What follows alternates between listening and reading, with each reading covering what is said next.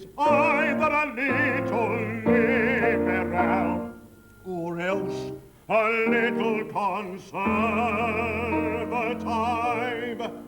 Fa la la.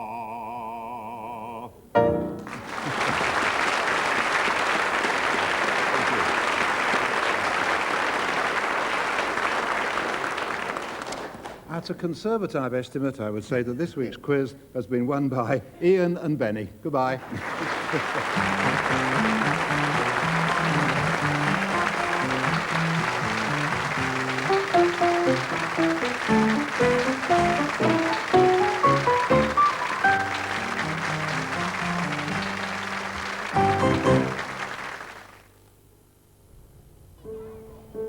Tomorrow evening, The Little Drummer Boy, a celebration of Mahler's birth 125 years ago.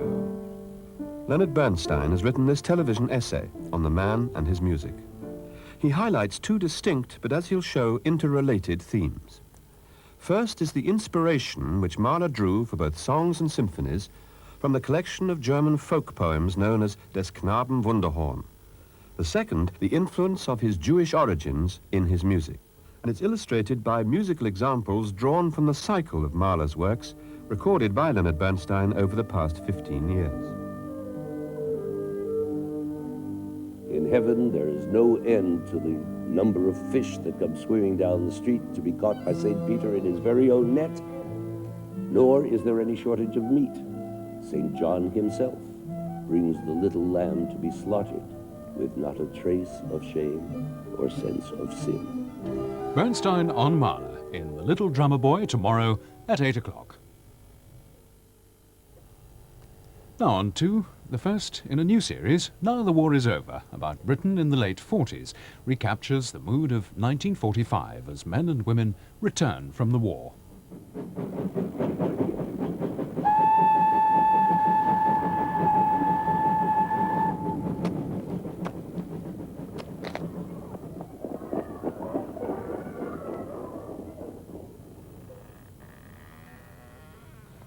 I had a train journey, from work, and down a little dark lane, and there was a street lamp at the bottom of the lane.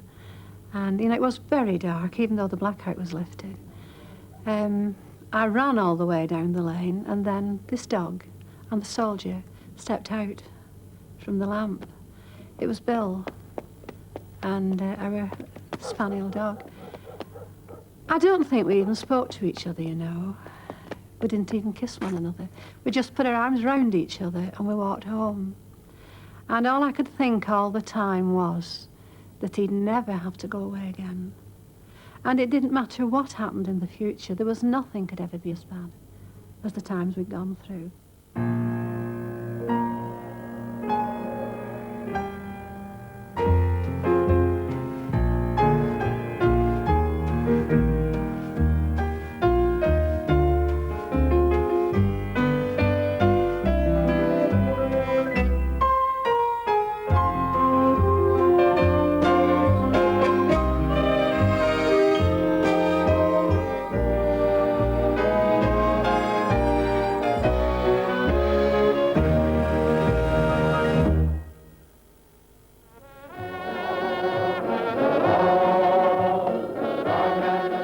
After victory in Europe, there were 5 million British troops in different parts of the world. Some had more fighting to come in the Far East, where the war with Japan had yet to be won. But most were eager to get back to Britain by the quickest route and start life in Civvy Street again.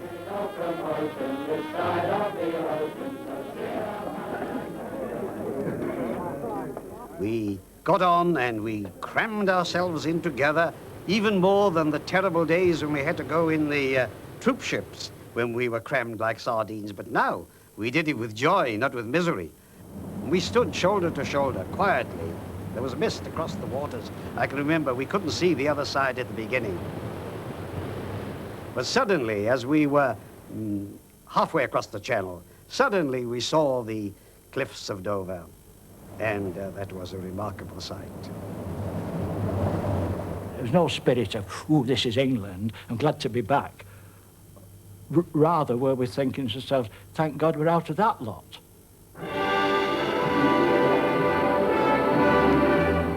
When we landed in Liverpool, there was thousands of people there. And the docks were lined, Lord Mayor, Liverpool, and all the people of the city. When we got off the ship, walked down the gangplank, we all patted the floor. We were so overjoyed, you know, to be back. When I got there was a big crowd of girls all going mad, you know. And I saw him, he was eating a currant bun, actually. Doesn't sound very romantic, does it? I saw somebody coming along. I didn't know it was her. But she must have recognised me before I recognised her. And she ran, threw her arms out and kissed me. Just kiss me once and kiss me twice and kiss me once again. It's been a long, long time. Haven't felt I couldn't help it, I just rushed up to him and I got half the currant bun in my mouth. And he said, hang on, you're choking me. Oh, please to meet you back again. Very well, God bless you. Oh, look at this. Yeah. Oh, my Lord, God bless you, son. Once I'd left the services, I was looking forward to getting married. I was engaged to a boy in the Air Force, and when he came home, we were going to set up home together down Banbury way it was. Very glad to get home. You're married? Yes. Your wife will be pleased to see you. Yes. I bet you will. That's the idea. All right, boy. Where do you come from, sir? I come from York. Good old York, eh? Yes. Are you married? Yes. How long have you been abroad? And I wanted my own house and a garden. And subconsciously, I think, I wanted what I'd seen on my travels. Bit of greenery, bit of fresh air and a bit of light. What about you, Tom? Where do you come from? I come from London. Come from London? Oh, Tommy, you always find a cockney, don't we? Yeah. There we go. I was thinking along the lines, perhaps subconsciously, this thought, but I wasn't going to be kicked about like I was before. I wasn't going to start taking orders from any Tom, Dick and Harry. I was going to be asking more questions than I used to be before I went into the Navy. We were looking for a slightly more democratic Britain, a slightly less oppressive Britain. We all felt about 10 feet tall, and we thought that we'd a right to share in the goodies. Expectations were high. Many returning servicemen, like Henry Maud, looked forward to a better world. They had been changed by their time in the war. They weren't prepared to put up with the sort of life their parents had. They had bitter memories of the slump of the 30s and the disappointments of their fathers, who had fought in the First War for a land fit for heroes. To keep morale high, the troops had been officially encouraged during the war to talk about plans for the peace. The War Office had even set up a special Army Bureau of Current Affairs, ABCA, to promote weekly political discussions. So there it is, Williams. The Army Council have agreed to our scheme for instructing the soldier in current affairs and the progress of the war. The first rule is that it's part of the Army's timetable. Ammunition for mental warfare. Every week, the Army Bureau issued a new pamphlet. An up-to-date exposition of a topical subject, not to impose an official view, but to help the soldier to come to well-balanced views of his own. Now, I want you to ask yourselves, how was it that a nation which only 25 years ago went through all the horrors of civil war and revolution, with famine? In our spare time, when we had a quiet half day at this terribly grim village of Wath-on-Dearne, we had ABCA lectures, and I'm sure they'd had quite a considerable influence on the troops. The only thing that used to worry me at the time was that it was going to raise their expectations much higher than would be realisable after the war. Critics feared not only that ABCA was raising hopes too high, but that it was marching the troops leftwards. There was concern about the long-term effect on the army. A Conservative MP, Maurice Petherick, wrote to the Prime Minister's Parliamentary Secretary, warning him what the outcome could be. I am more and more suspicious of the way this lecturing to and education of the forces where it is run. I maintain most strongly that any of these subjects which tend towards politics are wrong. For the love of Mike, do something about it, unless you want to have the creatures coming back all pansy pink. Well, if I were going to write a letter now, in the same circumstances, I should put it in possibly rather stronger language. I think that some of them, the ABCA booklets, were tending to be slightly more left-wing than one would expect. But how one used them was the really important thing. And if you had a desire to interpret the facts given in the ABCA booklet in such a way that they demonstrated and added to left-wing points of view, the ABCA officer could really make almost any type of material out of it. Day-to-day life in the armed services had as great an effect on the way people thought as any ABCA leaflet. Sheltered public schoolboys had their eyes opened by their time in the forces, while young socialists like Dennis Healy found their political views confirmed by army life. The services in Britain, apart from the Air Force, which has been less class-ridden than the other two services, have always been very much class-structured with very fixed social hierarchies. The sergeants have a separate mess from the men, the officers have a separate mess from the sergeants, and every chap who's promoted to become an officer after serving a long time in the ranks is crossing a class divide. One learned that the officers were not necessarily superior to the other rankers or the NCOs simply because they spoke with a rather more refined accent. One found that in rubbing shoulders, the chap who didn't pronounce his H's was a better mechanic than the officer in charge. I spent a certain amount of time in the ranks in the army to start with, and that was very formative. And of course, you don't lose touch with people when you become an officer. So those 4 or 5 years in the army were very influential, and they were part of one's determination really to try to understand what everybody was on about, what their circumstances were, what their hopes and fears were. It led, for example, or on one occasion when we were in Cairo, to us establishing a parliament, a mock parliament, in which hundreds of us who were either serving in the delta of the desert would periodically come down, and in this apparent charade were debating what would take place in the years after the war. We therefore put proposals before this parliament, which was fluctuated, but always had 600 to 1,000 men present, always had a Labour majority. We put forward proposals as if we were living in the yearned for peace. On the night that I was arrested, I was, of course, nationalizing the banks, so that quite clearly we were putting forward quite radical proposals. Leo Absi was arrested and the Cairo Parliament hurriedly closed down because the military authorities were alarmed by the implications of a new political mood in the army. I think the two things which were decisive with us, especially those of us who were abroad in the army, was contact with the resistance movements, in Italy I was, and the feeling that a revolution was sweeping Europe. Rejection, of course, of appeasement, which many of us as students had fought against just before the war, and above all, of course, a determination not to go back to the mass unemployment of the 30s.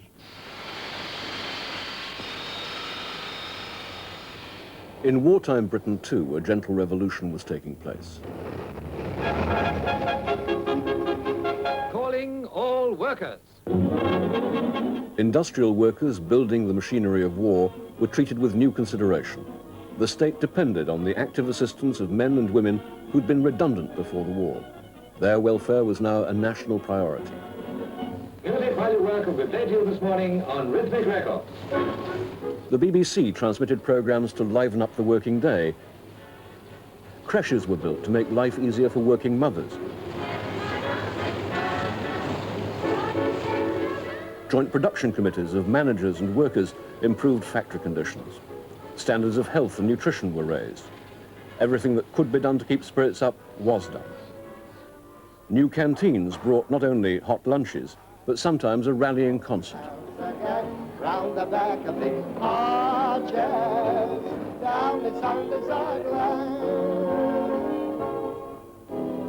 I'm a guy who's never going to roam again once I'm in the old hotel. I think one was acutely aware that, for the first time in my life anyway, everybody during the war was more or less equal. Of course, one was aware of a hierarchy in the job, but the moment you got outside and you were confronted with a clippy in charge of a bus, she was in control, and you did what she told you. And shop assistants were suddenly very powerful people because things were in short supply.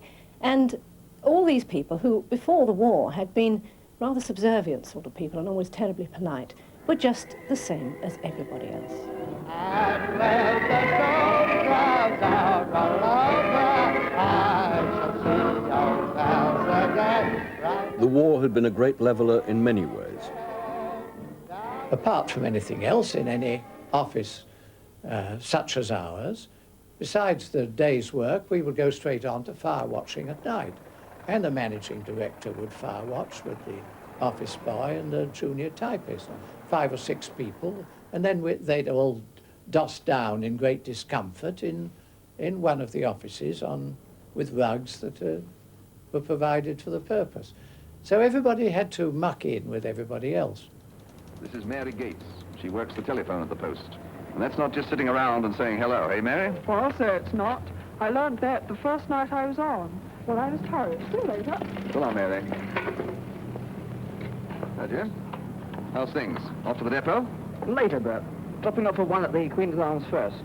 A thirsty farmer never did put out a fire, you know. I'll join you. We'll find most of the gang up there by now, I expect.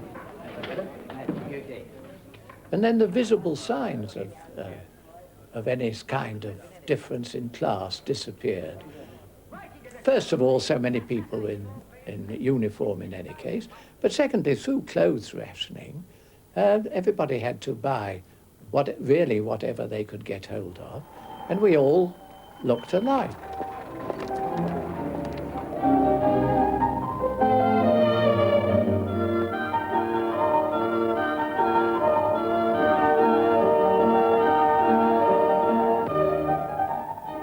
During the war, we all talked to anyone we found ourselves with. If you were in a railway carriage, you talked to the other people in the railway carriage.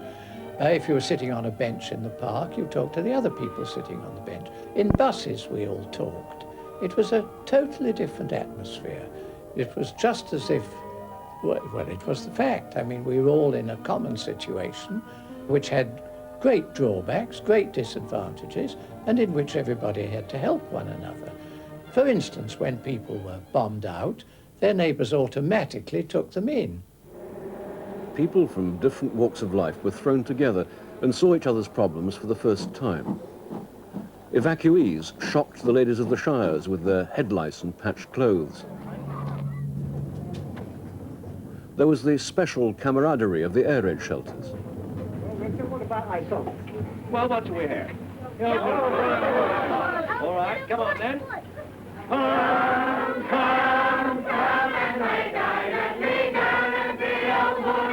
And perhaps as well, something that would outlast the war. In terms of income, in terms of consumption of food, in terms of jobs and hours of work, in terms of taxation, there was a tremendous levelling which reached, I suppose, its extreme point in 1944 and 45.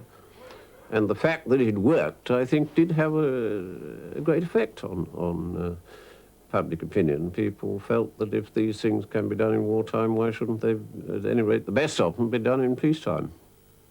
Well, I've been thinking about the gaps between the houses. What comes down has to go up again, you know. Not like it used to be, I hope.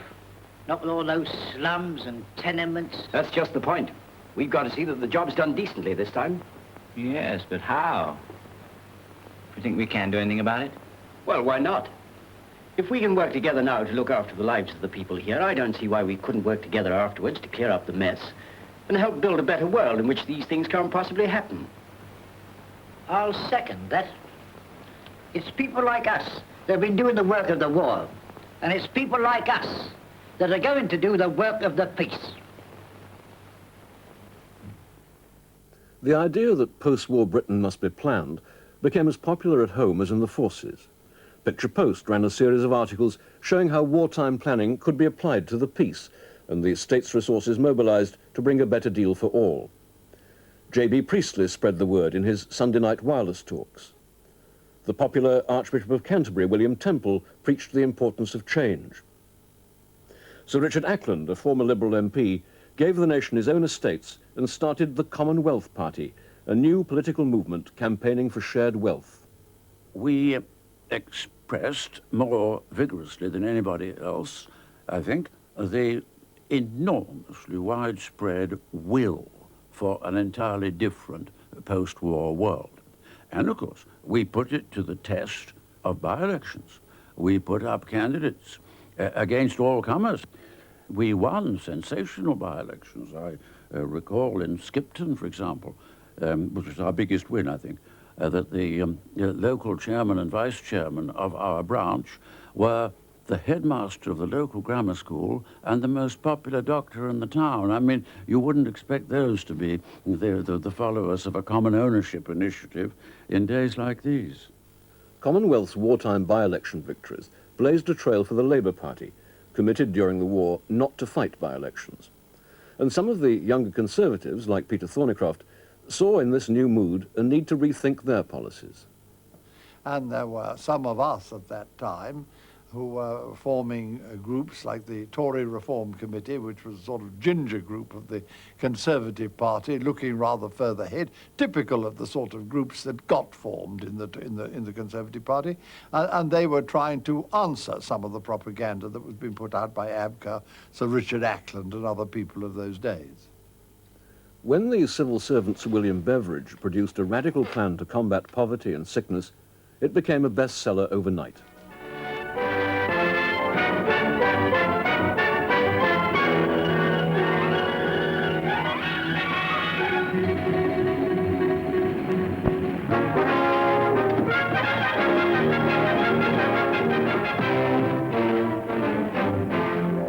Heralded as Britain's answer to Hitler's National Socialism, Beveridge called for a free health service and financial security for the old, the sick, and the unemployed.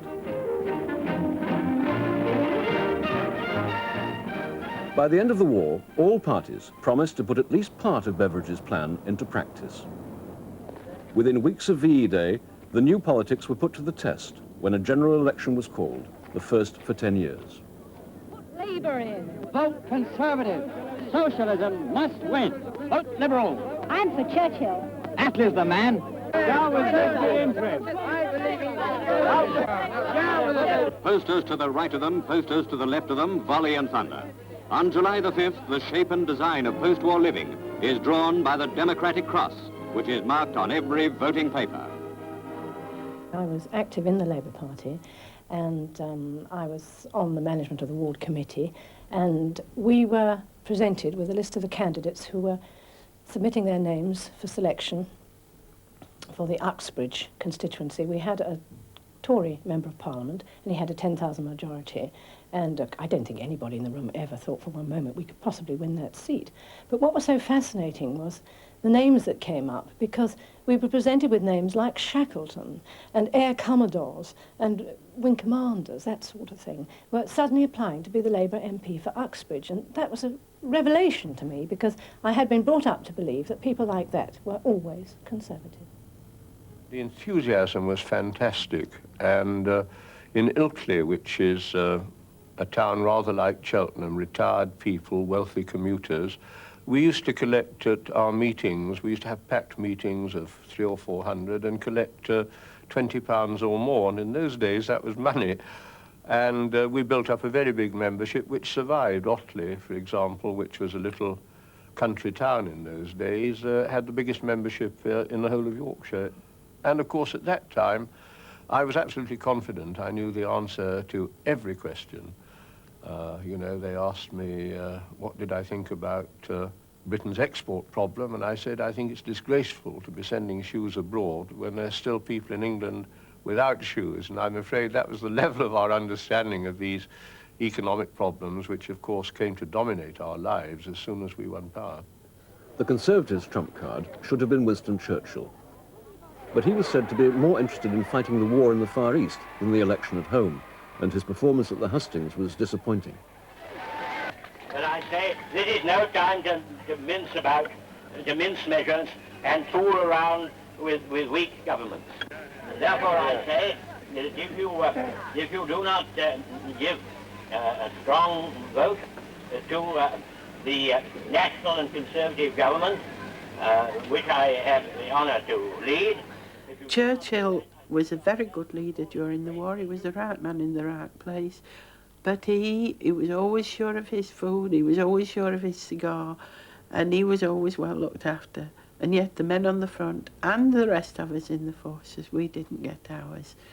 We had to struggle along, and we felt it was time for a change. He came up the Walworth Road, and I was there, and he came past in this big open car, and all the people rushed forward, and they was hissing and booing him, and one person pulled out a knife and scratched it all down the side of the car. And I was completely puzzled, because a year or so before then, during the war, I'd been in the cinema and sat with all these same people, and we'd listened to Churchill making these wonderful speeches about fighting them on the beaches, and everyone in the cinema cheered and clapped him. The 1945 election, which toppled Winston Churchill's party, was quite different from elections today. Businessmen and graduates of Oxford and Cambridge were allowed to vote twice, once at home and once where they worked or in their university town. And special arrangements were made so that the 5 million in the forces could vote wherever they were. Voting forms came out by air and gave the postman one of his busiest days.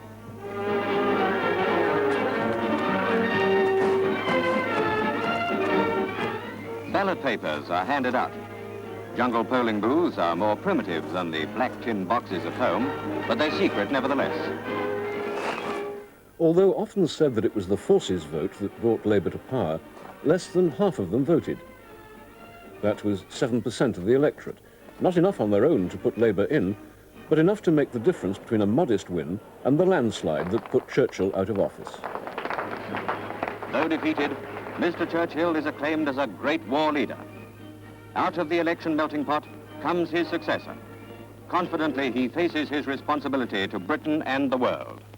Never before have the electors shown clearly their desire that there should be in this country a Labour government carrying out Labour's full policy. It was an absolute landslide for the Labour Party. And it was very, very interesting to everybody, because no one had known elections for so long. And, well, we thought it was great. And, of course, we were all looking forward to everything being better. The day after the election, in the officers' mess at Caterham, a friend of mine, who was not of my political persuasion, was sitting talking to me about the result, and he had a terribly sickly look on his face, but he cheered himself up at the end of it all by saying, "I don't think they'll dare to interfere with our shooting." In the party as a whole, we were very elated and enthusiastic about it, and we thought the new dawn had really broken.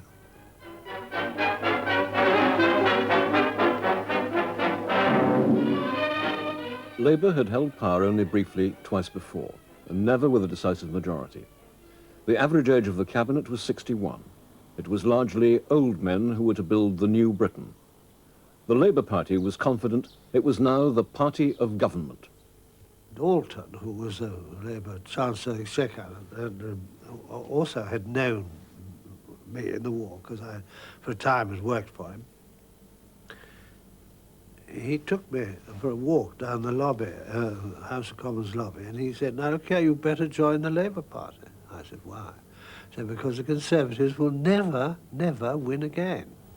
In the House of Commons, there were nearly twice as many Labour MPs as Conservatives. Such was the understandable enthusiasm that quite a group of them started singing the red flag.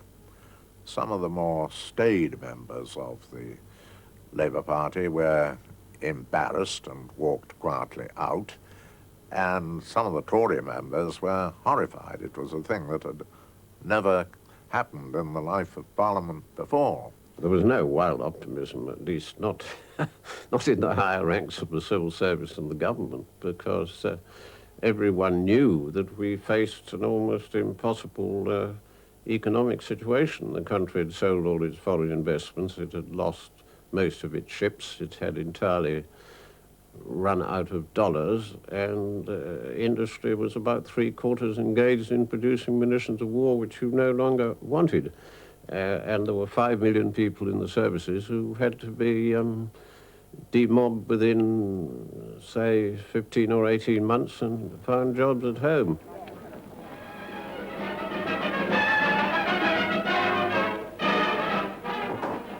The first great operation of the peace was demobilization.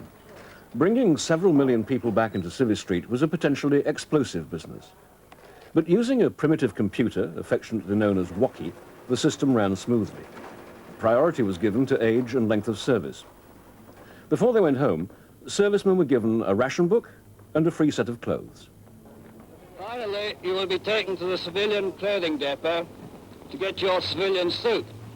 And after that, a bus will take you down to the station, and you're free then to push off home as fast as you can. I remember leaving the transit camp, where we'd been staying overnight in the back of a 3-ton lorry. I remember the sergeant major telling us that if we didn't behave, he'd keep us back another week. And of course, we were all looking forward to getting home, and I remember it was a vast warehouse full of all suits, trousers, shoes, socks, all on long trestle tables. And it was just self-selection, and we all moved along and picked what we fancied. The procedure was that you joined the great big long queue, where first of all you were measured, your height taken, your chest size and so on, the size of your shoes was more put down, and then you proceeded to the stores where you drew 2 pairs of socks, a pair of shoes, underclothes, a hat, which I never wore, and a range of demob suits. I said, what size do you take? I said, how do I know what size I take? I said, I've been wearing jumpers, haven't I, in the Navy? So he said, well, try that. I tried it, and it was like a bag. So I said, this is no good. Nice smart check, like this. Blimey, Maxie Miller. Oh, like that. And they wanted a bit crackers. I was putting Edward G. Robinson hats on and white silk shirts and no dress sense. I must look like a clown when I left that place. And so the others was the same. Broad stripe, pin straps, you know, gaudy ties. They must have looked a right mess coming out of there. Well, how do you feel now, old boy? I feel fine. Well, cheerio. You can't put me on the face now, old chap. Cheerio, boy. Cheerio.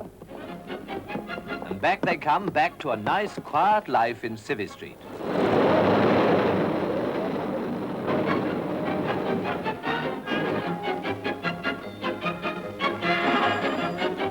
What's waiting for him? You'd be surprised. The man I was engaged to during the war, when he came home, he'd changed an awful lot. And no, we didn't get married because both of us had changed. We'd both been apart. We'd met other people. We were different altogether. We were different people. We were grown up. The war took its toll of family life. There were 4 times as many divorces in 1947 as in the year before the war. It wasn't as easy to be a wife or a husband or a father again as the newsreels expected it to be.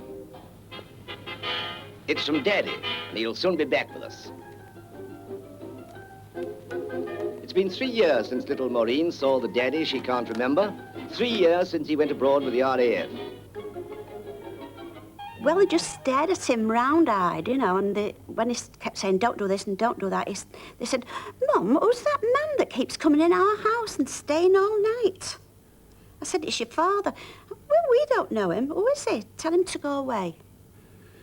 you felt outside people. You'd be talking to people and people would be talking to you, and inwardly you were above, away from them. There's a distance between people.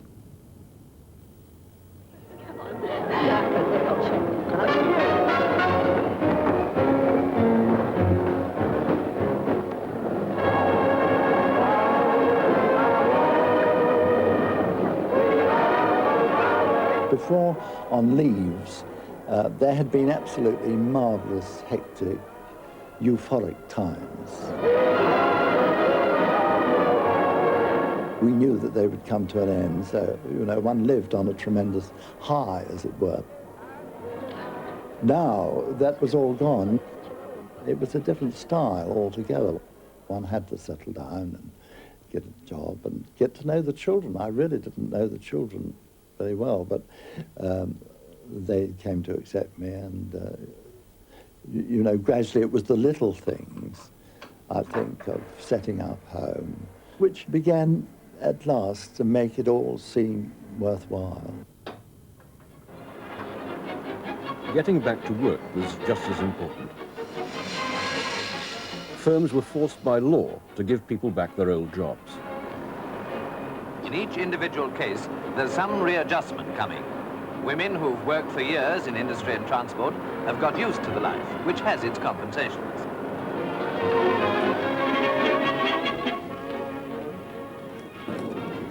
And as men came back from the war in one form or another, either from early demobilization or ex-POWs or physical fitness, they were given their jobs back, and we taught them, which was rather hurtful if you weren't earning very much and they were paid more. Now these same women are going back to make a home for their demobilized men. After 5 years of working to this tune, there's no escaping it.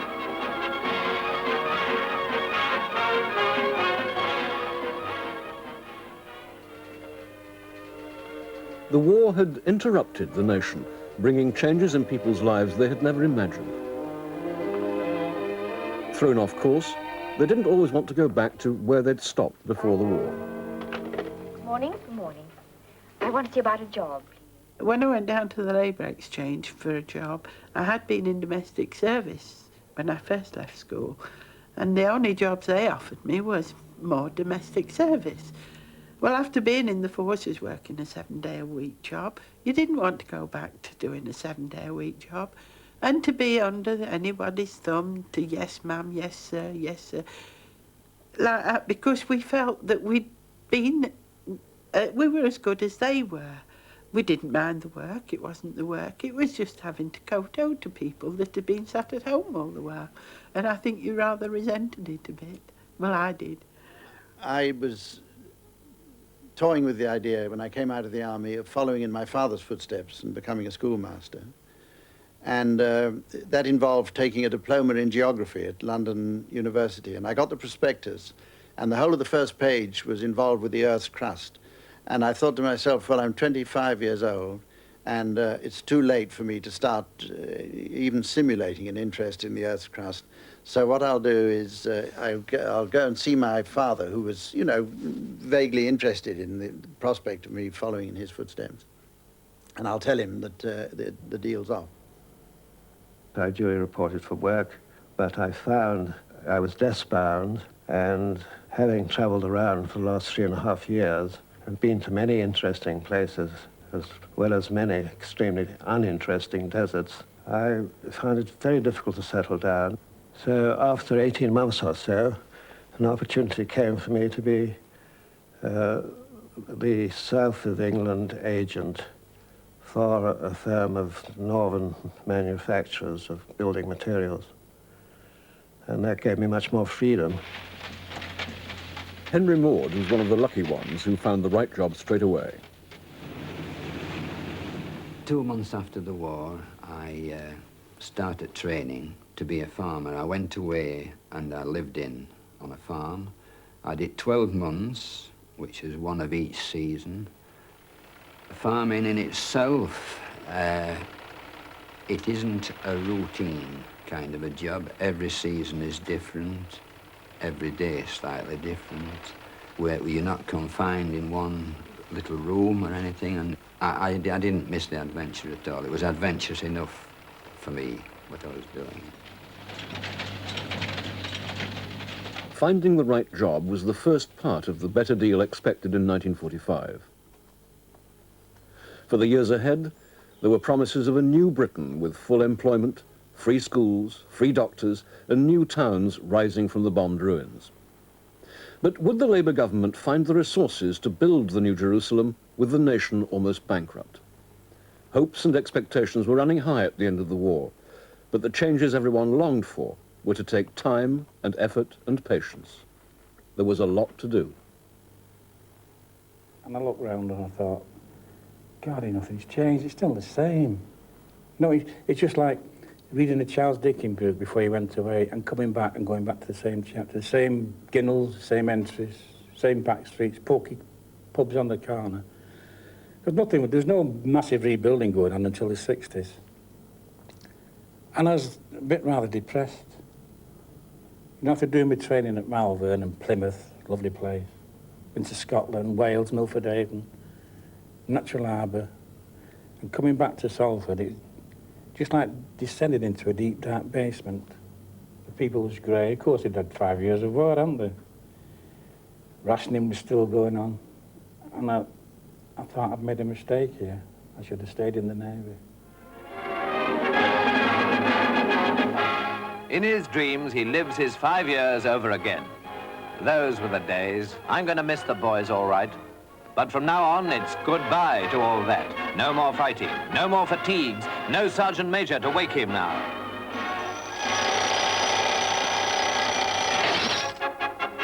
Calling all workers.